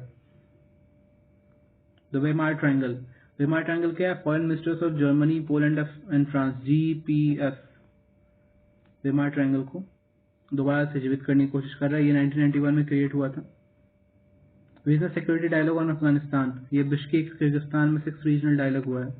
इसकी पार्टीज हैं इंडिया, ईरान और वो 5 कंट्रीज और उज्बेकिस्तान और रशिया, ठीक है। Operation Indravati, Haiti to Dominican Republic evacuate किए हैं, मतलब वहां पे इवैक्यूएशन हुई थी, 12 इंडियंस को इवैक्यूएट किया गया है कि वहां पे हाइती में स्टेट ऑफ इमरजेंसी लागू हुई थी अभी। हेनली पासपोर्ट इंडेक्स में इंडिया की रैंकिंग 80 आ गई है, काफी सुधर गया है। टॉप पे France, Germany, Italy, Spain, Japan and Singapore बैठे हुए। फ्री मूवमेंट रिजीम क्या है? इंडिया में हमारे बॉर्डर पे फ्री मूवमेंट रिजीम थी, जिसमें around 16 kilometre radius of border तक कोई भी इंडिया के लोग उधर जा सकते हैं, उधर के लोग इधर आ सकते हैं। ये इंडिया एक्ट ईस्ट पॉलिसी के अंतर्गत दी गई थी, लेकिन अब इसे स्क्रैप करने की बात की जा रही है बिकॉज ऑफ सिक्योरिटी इश्यूज। हमारी लैंड बॉर्डर कौन कौन सी है उसके साथ, म्यांमार के साथ? तो अरुणाचल प्रदेश है, नागालैंड है, मणिपुर है, मिजोरम है। तो सबसे लंबी बाउंड्री किसके साथ है, किसकी है? तो अगर हम देखें तो अरुणाचल प्रदेश के लिए सबसे लंबी बाउंड्री है, फिर मिजोरम की है, फिर मणिपुर की है, फिर नागालैंड की है। तो आंध्र प्रदेश, मिजोरम, मणिपुर और नागालैंड, इस तरीके से डिक्रीजिंग ऑर्डर है। Grey zone warfare. Grey zone warfare क्या है कि इसमें अनकन्वेंशनल टैक्टिक्स यूज की जाती है, ग्रेजुअली चीजों को हथियाया जाता है बिना एक्चुअल वॉर लड़े हुए। ठीक है, सलामी स्लाइसिंग एक प्रैक्टिस है चाइना की, जिसके अंतर्गत बहुत ग्रेजुअली वो टेरिटरी को अपने कंट्रोल में ले लेता है और पता भी नहीं चलने देता। Acing development of innovative technology with iDEX, Aditi scheme. Aditi scheme iDEX framework के अंतर्गत लॉन्च की गई है। ये मिनिस्ट्री ऑफ डिफेंस की एक स्कीम है। इसमें 30 deep tech critical strategic technology को डेवलप करने की बात की गई है। ठीक है, और स्टार्टअप्स को एलिजिबिलिटी किन किन की है? तो स्टार्टअप्स जो डिफाइंड है अंडर डीपीआईआईटी, कोई भी इंडियन कंपनी जो एमएसएमई एक्ट या कंपनी एक्ट 1956-23 के 13 के अंतर्गत अगर इनकॉर्पोरेटेड है तो वो भी आ सकते हैं। इंडिविजुअल इनोवेटर्स भी आ सकते हैं इसमें। आईडेक्स क्या है? आईडेक्स जो है वो ऑपरेशनल फ्रेमवर्क है of the defence innovation organisation which is DIO, is section 8 of companies act. तो ये कंपनी है। DIO is formed jointly by Hindustan aeronautics limited and Bharat electronics limited. BEL और हाल की बनाई हुई DIO है ये। ठीक है, ये आईडेक्स को चलाती है। इसके अंतर्गत जो भी विनर्स हैं डिस्क के, डिफेंस इंडिया स्टार्टअप चैलेंज के, उनको 1.5 करोड़ रुपए देती है। फंडिंग 1.5 करोड़ से 10 करोड़ तक मिल सकती है। डिफेंस इंडस्ट्रियल कॉरिडोर्स बनाए गए हैं तमिलनाडु में और यूपी में, बस इतना ही याद रखना है। Citizen financial cyber fraud reporting and management system, CFCFRMS, ये सेटअप की गई है Indian cyber crime coordination centre के द्वारा, I4C। तो ये I4C ministry of home affairs की बनाई हुई चीज़ है। ये मेची मत याद कर लें हम, इसलिए हमें मिनिस्ट्री ऑफ होम अफेयर्स याद रखना होगा। Digital criminal case management system, CCMS platform, ये नया प्लेटफॉर्म है जो डिज़ाइन किया गया है बाई NIA। ये यूजर फ्रेंडली और easy to deploy customisable browser based software है जो कि स्टेट पुलिस को हेल्प करता है इन्वेस्टिगेशन एंड प्रोसिक्यूशन में। एमएचए ने लॉन्च किया संकलन ऐप, ये कंपेंडियम है new criminal laws by national crime records bureau. Juice checking क्या है? कहीं भी आप किसी भी चार्जिंग पोर्ट पे चार्ज लगा देते हैं, वो आपके चार्जर के थ्रू आपके मोबाइल में मॉलवेयर डाल के और लोग आपके पर्सनल डेटा को एक्सट्रैक्ट कर सकते हैं। इसके लिए आरबीआई ने वार्निंग दी है। सिप्री का रिपोर्ट आया है कि यूएसए जो लार्जेस्ट आर्म एक्सपोर्टर हो गया है। इस बार सेकंड लार्जेस्ट आर्म एक्सपोर्टर जो है वो फ्रांस है। नेक्स्ट उसके रशिया, यानी थर्ड पे Russia. USA, France, then Russia. ठीक है, वर्ल्ड का टॉप आर्म इंपोर्टर इंडिया है अभी। Diana initiative, defence innovation accelerator for north Atlantic. इनमें जितने भी नाटो के मेंबर्स हैं वो डायना के मेंबर्स भी हैं। और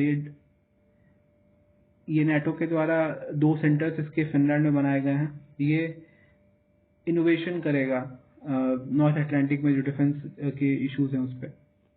INS जटायु, ये naval detachment Minicoy has been commissioned in Indian navy as INS Jatayu. Minicoy जो सदर्न मोस्ट आइलैंड है लक्षद्वीप की। बंगाराम एयर बेस भी लक्षद्वीप में, हमें याद रखना है। INS संध्याक पहला सर्वे वेसल लार्ज शिप है जो कि इंडियन नेवी इन विशाखापट्टनम में कमीशन किया गया है। STR signals technology evaluation and adaptation group Indian army ने बनाया है। इसके अंतर्गत हम इवैल्यूएट करेंगे फ्यूचरिस्टिक कम्युनिकेशन टेक्नोलॉजी को, इलेक्ट्रिकल वॉरफेयर सिस्टम को, 60 नेटवर्क्स को।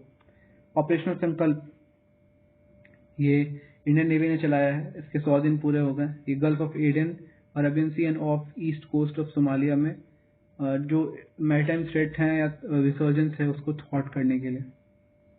बायलैटरल एक्सरसाइजेस, ठीक है, यूएसए के साथ हमारी टाइगर ट्रम्प होती है, सऊदीया के साथ हमारी सदा तंसीक होती है, यूएई के साथ डिजर्ट साइक्लोन होती है, सेशल्स के साथ एक्सरसाइज लैमित्य, मलेशिया के साथ लक्ष्मणा समुद्र लक्ष्मणा, थाईलैंड के साथ इंडो थाई कॉर्पैट और किर्गिस्तान के साथ खंजर। ऑपरेशन सर्वशक्ति की बात कर लेते हैं। ये जम्मू एंड कश्मीर में पाकिस्तान के अटेम्प्ट को जो भी हैं टेररिस्ट को बढ़ाने के लिए, उसको कम करने के लिए ऑपरेशन लॉन्च किया गया है। महाशक्ति ट्राइबल सर्विसेज फायरिंग और मैनूवर एक्सरसाइज है जो कि पोखरण राजस्थान में कंक्लूड हुआ है। डेजर्ट नाइट जो यूएई के साथ हमारी है, IMT ट्रिलैट मोजाम्बिक के साथ है। एक्सरसाइज दोस्ती में श्रीलंका, बांग्लादेश, मालदीव्स पार्ट लेता है। सी ड्रैगन USA और ऑस्ट्रेलिया, साउथ कोरिया और जापान के साथ हमारी बनी हुई है। Milan 24 exercise biennial multinational naval exercise है जिसमें इंडियन नेवी के साथ 4 countries Indonesia, Singapore, Sri Lanka and Thailand participate करता है। एक्सरसाइज कटलैस एक्सप्रेस सेशल्स में है, US led naval forces exercise है। एक्सरसाइज स्टेप फास्ट डिफेंडर, ये नाटो की एक्सरसाइज है। नेक्स्ट हम इकोनॉमी देखेंगे। Let's go for economy. Human development report आई थी, UNDP ने रिलीज करी है इसे। इसका टाइटल में याद होना चाहिए, breaking the gridlock, reimagining cooperation in polarised world. इसे महबूब उल हक ने डेवलप किया था। लिमिटेशंस क्या है कि ये केवल part of human development he show कर पाता है, inequalities, poverty, human security, empowerment पे बात नहीं करता। इसके डिमेंशंस का कोड अगर हम देखें तो खेली है, K for knowledge, H for healthy life और स्टैंडर्ड ऑफ लिविंग। इसके इंडिकेटर्स क्या यूज करते हैं? लाइफ एक्सपेक्टेंसी एट बर्थ, जिसमें डायमेंशन का इंडेक्स क्या है? लाइफ एक्सपेक्टेंसी इंडेक्स है। Expected year of schooling, mean years of schooling, ये भी दो चीजें हैं। GNI पर कैपिटा की बात कर रहे हैं। इंडिया का रैंक 134 है अभी, ठीक है। मीडियम ह्यूमन डेवलपमेंट कैटेगरी में हम चाइना और श्रीलंका, मालदीव से नीचे हैं, भूटान से और बांग्लादेश से भी नीचे हैं। स्विट्जरलैंड रैंक 1 पे है, ओके।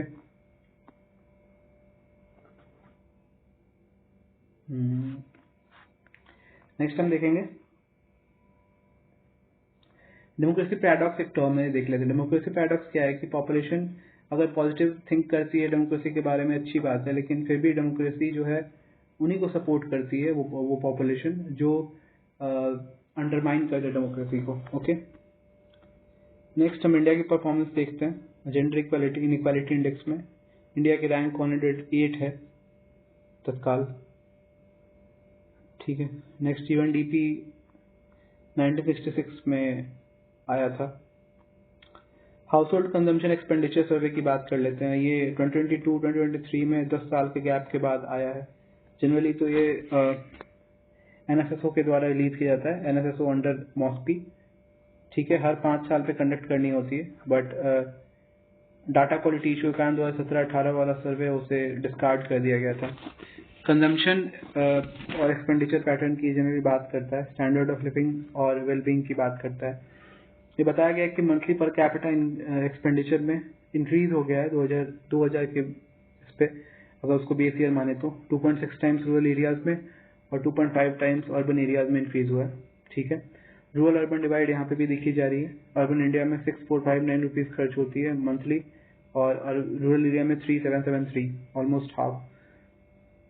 रिच पुअर डिवाइड भी है। MPC जो हाईएस्ट है वो सिक्किम में और लोएस्ट जो है वो छत्तीसगढ़ में, ठीक है। ST की रूरल एरियाज में लोएस्ट MPC है, जबकि अर्बन एरियाज में ST की है, ओके। नेक्स्ट हमारे पास हमें क्या देखना है? SDG प्रोग्रेस रिपोर्ट, UNESCAP ने इसे जारी किया है, ठीक है। UNESCAP one of the 5 regional commission है, headquartered in Bangkok, Thailand Bangkok. इसने बताया कि जो पेस अभी चल रहा है उस हिसाब से तो हम 17 SDGs 2062 तक पूरा कर पाएंगे। That's so harrowing. Government securities की बात कर लेते हैं कि गवर्नमेंट RBI ने अभी परमिट कर दिया है लेंडिंग और borrowing of G securities by issuing RBI direction 2023। इसमें जो गवर्नमेंट सिक्योरिटीज हैं वो लेंडिंग एंड बोरोइंग के लिए यूज किए जा सकते हैं, लेकिन ट्रेजरी बिल्स नहीं किए जा सकते, ठीक है। लेकिन ट्रेजरी बिल्स और गवर्नमेंट सिक्योरिटीज दोनों यूज किए जा सकते हैं एज अ कोलेट्रल। G6 क्या है? ट्रेडेबल इंस्ट्रूमेंट है जो इशू किए जाते हैं सेंट्रल या स्टेट गवर्नमेंट के द्वारा, ठीक है। ये कोई रिस्क प्रैक्टिकली कोई डिफॉल्ट रिस्क नहीं होता है, इसलिए इनको risk free gilt as securities भी कहते हैं। ये अब ट्रेजरी बिल्स के बारे में देखते हैं। ये G6 है जिनकी शॉर्ट टर्म होती है, ठीक है। ये जीरो कूपन सिक्योरिटीज होते हैं। डेटेड G6 भी होते हैं जो 5 साल, 40 साल, 30 साल के लिए लॉन्च किए जाते हैं। सेंट्रल गवर्नमेंट टी बिल्स और डेटेड सिक्योरिटीज दोनों जारी कर सकता है। स्टेट गवर्नमेंट जो है वो केवल डेटेड सिक्योरिटी जारी कर सकता है, उसको स्टेट डेवलपमेंट लोन्स भी कहते हैं। ऑप्शन जो है वो आरबीआई कंडक्ट करेगा ई कुबेर प्लेटफॉर्म पे। जीसेक एक्विजिशन प्रोग्राम क्या है कि जब ओएमओ हो और जीसेक्स खरीदे जाएं तो उसे जीसेक एक्विजिशन प्रोग्राम कहते हैं, आरबीआई करता है जनरली से। स्टेट गवर्नमेंट की गारंटी लोन्स के केस में स्टेट गवर्नमेंट एक लीगल गारंटी देगा, ऑब्लिगेशन देगा कि हम पे करेंगे अगर कोई रिस्क या डिफॉल्ट होता है तो। बैंकिंग की बात करते हैं, उसमें नॉन परफॉर्मिंग एसेट्स पहला टॉपिक है हमारा। इसमें trends and progress report RBI के द्वारा जारी किया गया है, हर साल जारी किया जाता है। इसे बताया कि जो हमारे फ्रॉड्स हैं वो 6 ईयर्स लो पे हैं। कैपिटल टू रिस्क के वेटेड एसेट्स रेशियो जो हमें 8% बैसल 3 के अनुसार चाहिए, उसको अभी हमने 9% हमारा आरबीआई बोलता है, ये बैसल बोलता है, लेकिन अभी हमारा 16.8% है। तो इस तरीके से हम एनपीए को कवर करने के लिए बहुत ज्यादा इफिशिएंट है अभी इस पॉइंट पे। ये ऑर्डर होता है सब स्टैंडर्ड्स एसेट, डाउटफुल एसेट्स और लॉस एसेट्स का, ठीक है।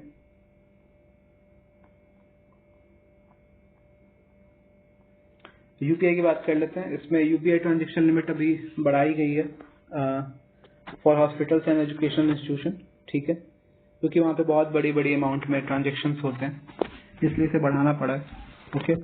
नेक्स्ट हमारे पास यूपीआई अभी 1 लाख पर कैप की गई हुई है, लेकिन कैपिटल मार्केट्स में इंश्योरेंस में 2 लाख तक की इसकी लिमिट कर दी गई है। यूपीआई एनपीएसीआई 2016 में डेवलप किया था आईएमपीएस के इंफ्रास्ट्रक्चर पे।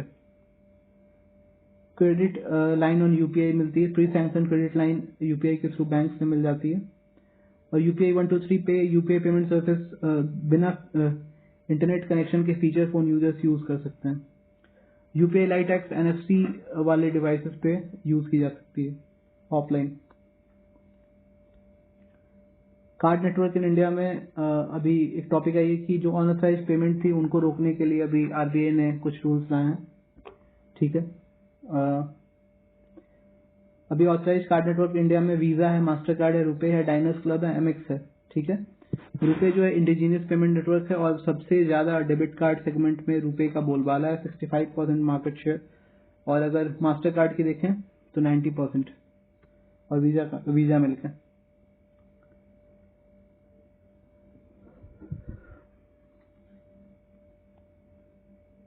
पेमेंट सेटलमेंट एक्ट जो है वो 2008 में 12 अगस्त को फोर्स में आया था, ठीक है। Reserve bank of India as authority जो कि सारे पर्पस के लिए इसको रेगुलेट करेगा। The act does not prohibit any foreign entity from operating a payment system in India. Foreign entity भी ऑपरेट कर सकती है पेमेंट सिस्टम इंडिया में। Insurance landscape in India, health protection gap बहुत ज्यादा है और लाइफ इंश्योरेंस प्रोटेक्शन गैप भी बहुत ज्यादा है, 87% और 73%। 10th मार्केट है हम लोग इंश्योरेंस के। इंश्योरेंस पेनिट्रेशन हमारी बढ़ी है बट बहुत ज्यादा नहीं बढ़ी है, 4% के आसपास है। इंश्योरेंस डेंसिटी भी 91 है, अभी $91 है। पेनिट्रेशन क्या है? Percentage of total premium collected to the country's GDP, ठीक है। और डेंसिटी क्या है? तो ratio of premium to the country's population. अब पॉपुलेशन बहुत ज्यादा है तो पेनिट्रेशन डेंसिटी कितनी बढ़ेगी तो बहुत कमी दिखाई देगी ना। इंटीग्रेटेड ओम्बुड्समैन स्कीम 2021 में आई थी, alternate grievance framework of RBI के अंतर्गत, ठीक है। इसके अलावा कुछ नहीं है इसमें। National bank for financing infrastructure and development, NaBFID की बात कर लेते हैं। ये लॉन्ग टर्म इंफ्रास्ट्रक्चर फाइनेंसिंग देगा, ठीक है। इसने अब तक 86,000 करोड़ की 50% ऑफ सैंक्शन प्रोजेक्ट्स में पैसे दिए हैं 50 से 20 साल के ड्यूरेशन में। एस्टैब्लिशमेंट की 2021 में हुई थी एक्ट ऑफ पार्लियामेंट के द्वारा। मुंबई में इसका हेडक्वार्टर है। ये रेगुलेट किया जाता है आरबीआई के द्वारा as an all India financial institution under section 45L of RBI act 1934। यानी सबसे पुराना एक्ट जो आरबीआई का है 1934 वाला, उसके अंतर्गत ये रेगुलेट होता है। अभी और 4 AIFIs हैं, जिसमें एक्सिम बैंक है, नबार्ड है, एनएचबी और SIDBI. Pension fund regulatory and development authority की बात कर लेते हैं। ये 2003 में रेगुलेशन, एक रेजोल्यूशन आई थी गवर्नमेंट ऑफ इंडिया की, उसके अंतर्गत ये बना था, बट बाद में PFRD एक्ट के अंतर्गत इसे स्टैट्यूटरी बॉडी बना दी गई। हेडक्वार्टर इसकी दिल्ली में, फाइनेंस मिनिस्ट्री के अंतर्गत ये आता है। चेयरपर्सन और 6 मेंबर्स होते हैं, जिसमें से जो मेंबर्स हों और चेयरपर्सन है वो सेंट्रल गवर्नमेंट अपॉइंट करता है। प्रोजेक्ट गाया क्लाइमेट फाइनेंस रिस्क को देखने के लिए बैंक ऑफ इंटरनेशनल सेटलमेंट और बैंक ऑफ स्पेन ने मिलकर इसे निकाला है, और ये AI को यूज करेगा और LLM को, सो दैट वो क्लाइमेट रिलेटेड रिस्क को फाइनेंशियल सिस्टम में पता कर पाए। DSIPs की लिस्ट जो है RBI जारी करता है, और DSIIs की इंश्योरेंस के सेक्टर को IRDAI रिलीज करता है। ऐसे जो ग्लोबल FIBs हैं उसके लिए FSB रिलीज करता है, जो कि G20 के मेंबर्स के द्वारा फॉर्म्ड है। मॉडल बेस्ड लेंडिंग ये क्या है कि रिमोट और ऑटोमेटेड लेंडिंग प्रोसेस है। इसमें कस्टमर एक्विजिशन, क्रेडिट असेसमेंट, ये सारी चीज़ें डिजिटली होती हैं। इसके बेनिफिट्स तो बहुत सारी, बट कंसर्न्स भी हैं कि इन्फॉर्मेशन एसिमेट्री हो सकता है, एल्गोरिथमिक बायसेस हो सकते हैं, इसलिए केवल एक ही सेक्टर को बहुत ज़्यादा लोन चला जाएगा। Payment system and financial market की बात कर लेते हैं। रिजर्व बैंक ऑफ इंडिया ने रिवाइज रेगुलेटरी फ्रेमवर्क लाया है BBPS के लिए, ठीक है। इसमें नॉन बैंकिंग पेमेंट एग्रीगेटर को भी पार्टिसिपेट करने का अलाउ कर दिया। जस्ट पे, जो और डिसेंट्रो जैसे को पेमेंट एग्रीगेटर का लाइसेंस मिल गया। पेमेंट एग्रीगेटर वो होते हैं जो ई-कॉमर्स साइट्स को और मर्चेंट्स को बहुत तरीके के पेमेंट इंस्ट्रूमेंट को एक जगह कंपाइल करके हेल्प करते हैं उनके बिजनेस में, और सेपरेट पेमेंट इंटीग्रेशन सिस्टम इसमें बनाना नहीं पड़ता।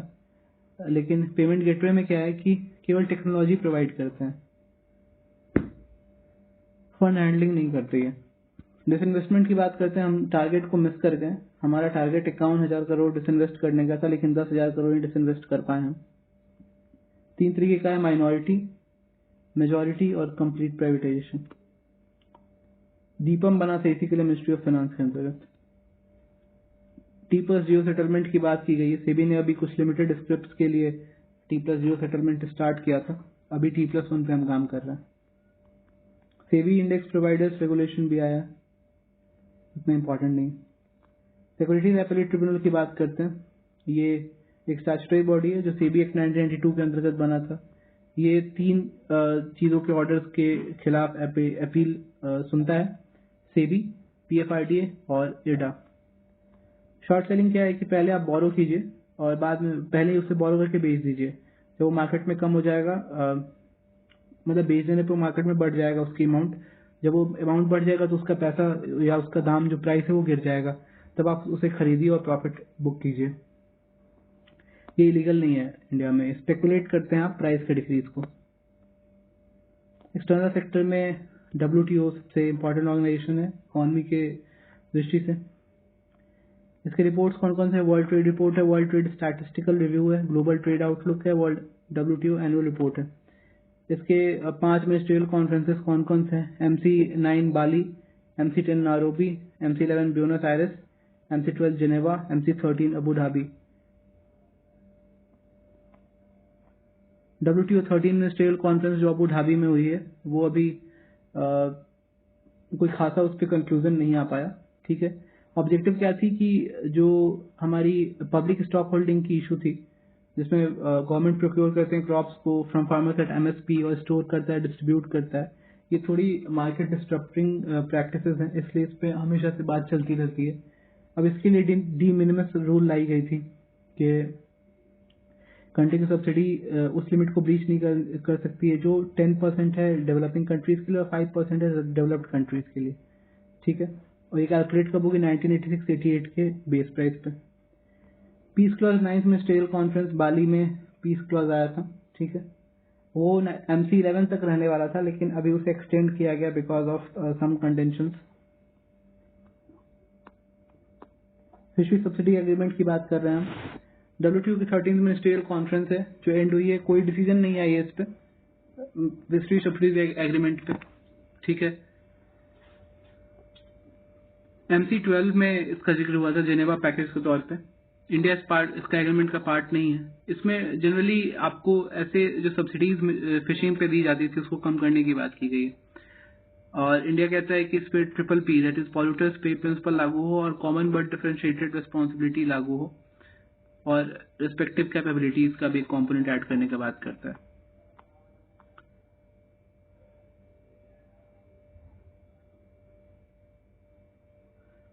Draft ministerial declaration on cross border remittances है। ये जॉइंट कम्युनिकेशन है from 4 countries India, Bangladesh, Nepal and Sri Lanka to committee on trade in financial services.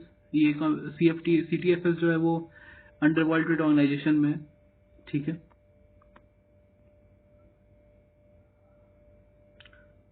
और ये council for trade in services responsible है GATS को इम्प्लाई करने के लिए। अब OECD ये लो पेइंग वर्क के विशियस सर्कल को ब्रेक करने के लिए रिपोर्ट लेके आया है और कहता है कि बहुत ज्यादा लोग जो कंट्री की पॉपुलेशन वो इनफॉर्मल सेटिंग में काम कर रही है। OECD 1961 में बना था, अभी 38 इसके मेंबर्स हैं, इंडिया इसका मेंबर नहीं है। न्यूट्रिएंट बेस्ड सब्सिडी पॉलिसी की बात कर लेते हैं। केमिकल और फर्टिलाइजर इशू, जो ministry of chemical and fertilisers ने गाइडलाइन इशू की है NBS पॉलिसी को लेके। ठीक है, different profit percentage will be allowed for P&K fertilizer company based on their category। ठीक है,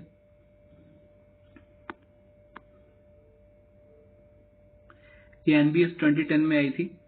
ठीक है, 2025-26 तक लागू रहेगी। बेसिस क्या है? फर्टिलाइजर कंट्रोल ऑर्डर ये 1985 under essential commodities act 1955। Okay, NBS applicable है 25 ग्रेड्स ऑफ P&K फर्टिलाइजर्स पे। यूरिया के लिए यूरिया सब्सिडी स्कीम अलग आती है।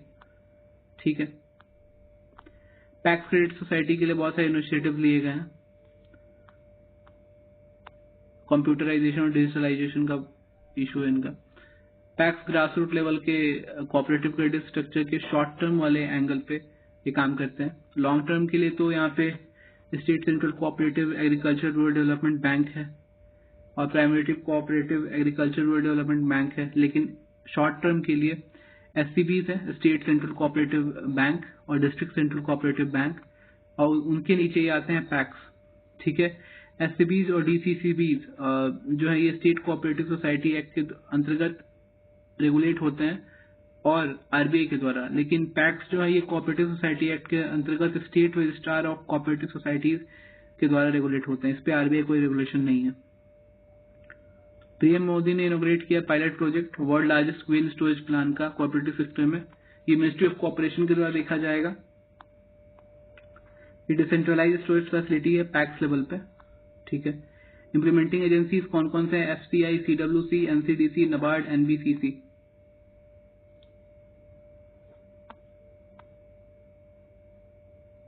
ऐसे माना जाता है कि 60-70% ऑफ फूड ग्रेन जो है वो ट्रेडिशनल स्टोरेज सिस्टम में रखा जाता है, उसे थोड़ा इंस्टीट्यूशनलाइज करने का काम करेंगे हम।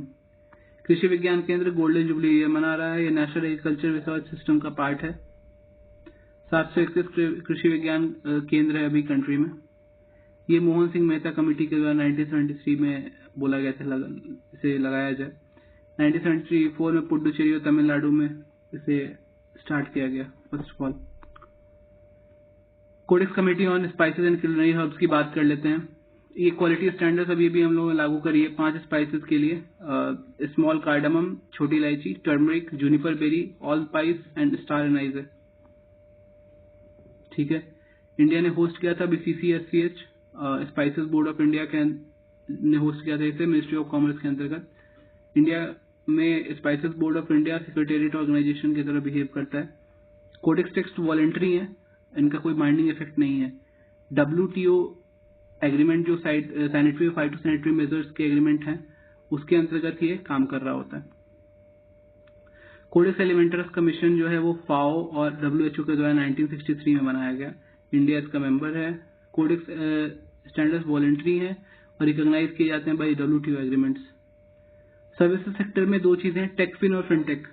फिनटेक वो हैं जो ट्रेडिशनल फाइनेंशियल सर्विसेज हैं जो डिलीवर करते हैं बाय यूज ऑफ टेक्नोलॉजी, और टेकफिन क्या है कि वो एंटिटी जो टेक्नोलॉजी है ऑलरेडी और वो फाइनेंशियल सर्विसेज देने लगा है। 2 एक दूसरे के काउंटर एक्टिंग थिंग्स हैं, ठीक है।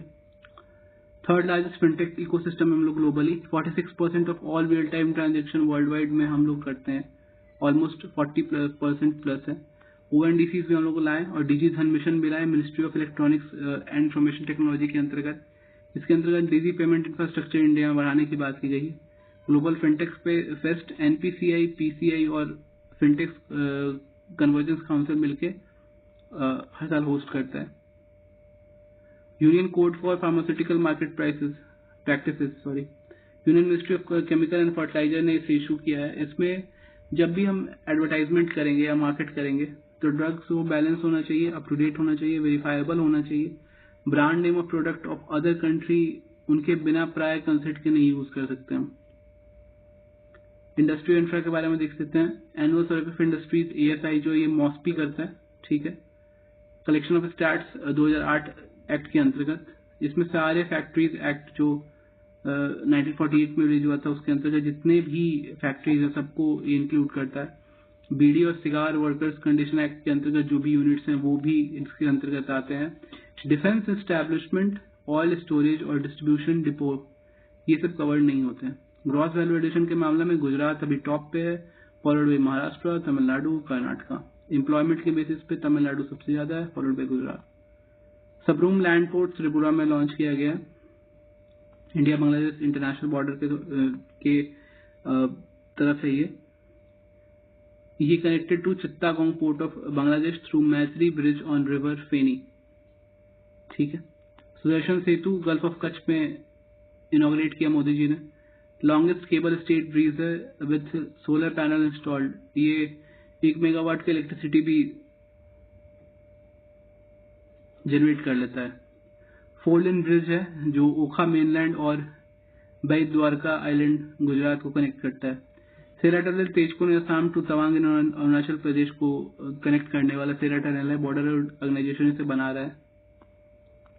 एनर्जी की देख लेते हैं हम। ONGC पहला क्रूड ऑयल प्रोडक्शन चालू किया from cluster 2 deep sea project in Krishna Godavari basin, bay of Bengal, ठीक है। Petroleum basin diverse collection of rock और सेडिमेंट में मिलते हैं, लेकिन मेनली ये शेल फॉर्मेशन में मिलते हैं सोर्स रॉक से। अभी सबसे ज्यादा लैंड पे है, ऑलमोस्ट 49% जो है वो लैंड पे है ऑयल, उसके बाद डीप वाटर्स में, देन शैलो वाटर्स में। ONGC लार्जेस्ट ऑयल और गैस प्रोड्यूसर कंपनी है, 72% ऑफ कंट्रीज प्रोडक्शन आता है इससे। कृष्णा गोदावरी बेसिन इस पार्ट पे उन्होंने शुरू किया अभी अभी। इंडिया जो है third largest energy and oil consumer है वर्ल्ड का। ONGC लेस परमेबल रॉक्स में अनकन्वेंशनल पेट्रोलियम रिसोर्सेज भी ढूंढ रहा है। ये इनके एग्जांपल हो गए कोल बेड मिथेन और कोल सीम गैस, दोनों सेम ही चीज है। और शेल गैस या ऑयल, शेल गैस रिमेन अनएक्सपेल्ड रहते हैं, वो शेल रॉक्स में मिलते हैं जनरली, उन्हें फ्रैक्चर करके हाइड्रोलिक फ्रैक्चरिंग के द्वारा रिलीज किया जाता है। क्रूड ऑयल ब्लैक गोल्ड है। इंडिया थर्ड लार्जेस्ट कंज्यूमर है ऑयल का, ठीक है। क्रूड ऑयल बेंचमार्क हम लोग बहुत सारा यूज करते हैं, जैसे ब्रेंट हो गया, वेस्ट टेक्सास इंटरमीडिएट हो गया, दुबई ओमान हो गया, ठीक है। इंडिया का क्रूड ऑयल बास्केट कैसा है, हम लोग सार ग्रेड ओमान और दुबई से मंगाते हैं। स्वीट ग्रेड ब्रेंट डेटेड ये इंडियन रिफाइनरी में ज्यादा प्रोसेस करने में आता है। ये 75% जो है वो सार है और 25% स्वीट ग्रेड है। Middle east crude generally cost more, ठीक है, क्योंकि उस पर एशियन प्रीमियम लगता है। एशियन प्रीमियम कौन लगाता है, ओपेक लगाता है। SPR देख लेते हैं हम। अभी विशाखापट्टनम, मंगलुरु और पाडूर कर्नाटका में एस्टैब्लिश्ड है SPR, ठीक है। अभी SPR फेज 2 में चांडीखोल इन ओडिशा और पादूर में एस्टैब्लिश करने वाले हैं, और इसको ministry of petroleum and natural gas के अंतर्गत ISPRL Indian strategic petroleum reserve limited इसे रन करता है। इलेक्ट्रिसिटी अमेंडमेंट रूल 2024 नोटिफाई की गई है। इसमें ईज ऑफ डूइंग बिजनेस किया जाएगा so that green hydrogen manufacturers को हेल्प हो, ठीक है। Transmission lines, energy storage system allow किए जाएंगे उनको जिनकी लोड बहुत ज्यादा है, उनके लिए separate energy storage system allow किए जाएंगे सो दैट वो उसे स्टैब्लिश कर पाए, ऑपरेट कर पाए, और बल्क कंज्यूमर्स इससे अफोर्डेबल इलेक्ट्रिसिटी प्राप्त कर पाएंगे। ओपन एक्सेस क्या है, ये वो मेथोडोलॉजी देना है इसके अंदर जो wheeling charges, state transmission charges और ये सारी चीजें कम हो जाए। Innovation and entrepreneurship, patent amendment rule 2024, ministry of commerce and industry ने इसे लागू किया है अभी। पेरिस कन्वेंशन है, पहला मेजर इंटरनेशनल एग्रीमेंट है जो रिलेट करता है protection of industrial property rights including patents. Budapest treaty है, ये प्रोटेक्ट करता है, ये एक ऐसी ट्रीटी है जो प्रिस्क्राइब करती है deposits of micro organism at any international deposit authority to be recognized for the purpose of patent procedure. अब इसमें नए जो रूल्स में कुछ की टर्म्स आए हैं। सर्टिफिकेट ऑफ इन्वेंटरशिप, ये इंट्रोड्यूस की जाएगी एक्नॉलेज करने के लिए contribution of inventors in patented invention. Time limit क्या है कि अब इसको रिक्वेस्ट फाइल आप कितने दिन में कर सकते हैं, 31 मंथ के अंतर्गत आप इसे फाइल कर सकते हैं। रिन्यूअल फी क्या है, 10% अगर दे दिए आपने एडवांस में दे दिया तो 4 साल के लिए नहीं हो जाएगा वो। और रेगुलेशन ऑफ पेटेंट, वीपो एडमिनिस्टर करता है और ट्रिप्स अंडर WTO एडमिनिस्टर करता है। इंडिया में पेटेंट एक्ट 1970 है जो कि कंप्लायंट है WTO ट्रिप्स के अंदर। इससे हमें 20 साल का पेटेंट मिलता है। आईपी इंडेक्स और ग्लोबल इनोवेशन इंडेक्स अक्सर कंफ्यूजन होता है, देख लेते हैं। US chamber of commerce IP index निकालता है, intellectual property index, international intellectual property index to be opt. इसमें यूएसए, यूके और फ्रांस टॉप पे है, इंडिया का 42nd रैंक है। और ग्लोबल इनोवेशन इंडेक्स GII निकालता है वीपो, इंडिया का इसमें 40 पोजीशन है अभी। ठीक है। इकोनॉमिक स्पाइनाज क्या होता है, इसमें act of deliberate acquisition of confidential information from domestic companies और फॉरेन कंपनीज, और वो इकोनॉमिक, इंडस्ट्रियल और कमर्शियल बेनिफिट्स के लिए यूज कर सकते हैं। डिजिटल मोनोपोली, अभी गूगल ने बहुत लोगों से अपनी लाइसेंस फी, मार्केट प्लेस फी के लिए उनका ऐप ही हटा दिया था, तो ये एक बात है। बस फंड ऑफ फंड स्कीम की बात कर लेते हैं। इसे ट्राइसल ने अभी प्रभाव रिपोर्ट निकाला है जिसके अंतर्गत बताया कि फंड ऑफ फंड स्कीम बहुत ही इफेक्टिव रहा। 2016 में स्टैब्लिश की गई थी, 10,000 करोड़ देने की बात की गई थी डोमेस्टिक कैपिटल। मॉनिटरिंग एजेंसीज का DPIIT है, ऑपरेटिंग एजेंसी SIDBI है, और सेबी रजिस्टर्ड जो कंपनीज है उनको ये कैपिटल प्रोवाइड करती है। स्टार्टअप शाला DPIIT के द्वारा लॉन्च किया गया है। ये सेक्टर स्पेसिफिक इनिशिएटिव है एग्जिस्टिंग एंटरप्रेन्योर्स के लिए, सो दैट वो नॉलेज नेटवर्क का फंड हासिल कर पाए। 3 मंथ लॉन्ग प्रोग्राम है और 2 कोहर्ट हैं, क्लीन टेक्नोलॉजी और डीप टेक्नोलॉजी। ठीक है। और हर एक कोहर्ट से 20-20 स्टार्टअप्स को सिलेक्ट किया जाएगा। So that's it from my side in this video. कल हम देखेंगे साइंस और एनवायरनमेंट और कल्चर। Thank you.